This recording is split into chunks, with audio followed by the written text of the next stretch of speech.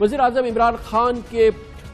پورا اعتماد اپنی پشت پر رکھ کے جنرل باجوہ نے امریکی اسٹیبلشمنٹ کو، سیکیورٹی اسٹیبلشمنٹ کو، فوج کو اور امریکی پینٹاگن کو انگیج کیا اور بھرپور انداز سے ان بدگمانیوں کو دور کرنے کی کوشش کی جو امریکی سیکیورٹی اسٹیبلشمنٹ موجود تھی۔ یہ ان کا کردار خاموش رہا، مگر حالات میں جو ڈرامائی تبدیلی آئی ہے اس میں یہ کلیدی کردار رہا ہے۔ نہ صرف یہ کہ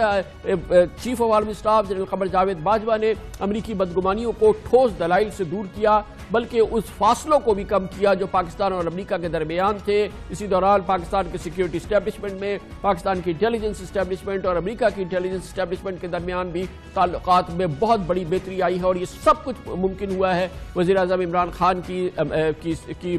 قیادت میں، جنہوں نے کہ یہ پورا اعتماد دیا پاکستان کی ملٹری اور سیکیورٹی اسٹیبلشمنٹ کو کہ وہ امریکہ کی بدگمانیوں کو دور کرے، دنیا کی بدگمانیوں کو دور کرے، پاکستان کے امیج کو بہتر کرے، پاکستان کو سافٹ پاور بنانے کے لیے کوشش کرے، دنیا کو یقین دلائے کہ پاکستان انتہا پسندی اور مسلح جبتوں سے چھٹکارا حاصل کرے گا، پاکستان میں ایک صاف ستھری حکومت ہوگی، پاکستان میں منی لانڈرنگ کے خلاف ایکشن ہوگا، پاکستان میں ٹیرر فائنینسنگ نہیں ہوگی۔ ان تمام امور کے حوالے سے دنیا کو یقین دلایا جائے، اور یہ بنیاد بنی ان فاصلوں کو کم کرنے کی جو پاکستان اور امریکہ کی سیکیورٹی اسٹیبلشمنٹ کے درمیان جاری تھے، اور اس نے ایک بہت بڑا پازیٹیو رول ادا کیا ہے۔ یہ سب پس پردہ ہوا، یہ بہت خاموشی سے ہوا، جس میں پاکستان نے اپنے اور امریکہ کے مشترکہ دوستوں کو بھی استعمال کیا، براہ راست خاموش مذاکرات نے بھی اس میں کردار ادا کیا، اور اس تمام کردار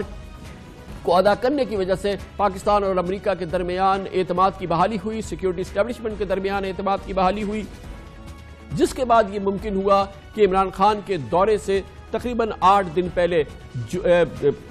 تقریباً اب سے 10 روز پہلے امریکی سیکرٹری خارجہ مائک پومپیو نے ایک ٹیلی فون کال کی۔